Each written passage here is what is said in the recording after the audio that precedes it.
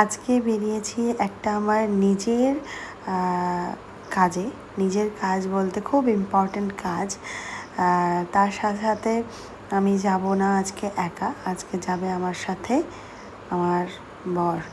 তো ওর সাথে ফার্স্ট আমি ওর অন্য লোকেশনের যে কাজ সেখানে যাব, সেখান থেকে যাব আমার মেন যে জায়গায়। তো সেখানে গিয়ে আমি জানতামই না যে এনার সাথে দেখা হবে। এনার বলতে সমীরণ বাবুর সাথে। তো ওর সাথে বহুত দিন পর দেখা হলো সমীরণের সাথে।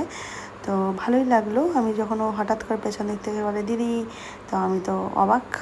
তারপরে এই আর কি প্রচুর আড্ডা গল্প সব কিছুই হলো।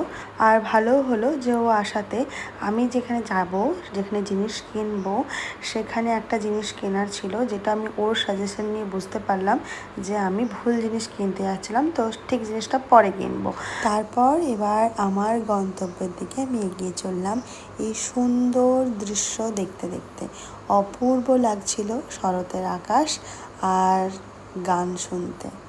তো চলো পরের ভিডিওতে তোমাদের সাথে দেখাবো আমি কি কেনাকাটা করেছি, যার জন্য আমি এত এক্সাইটেড।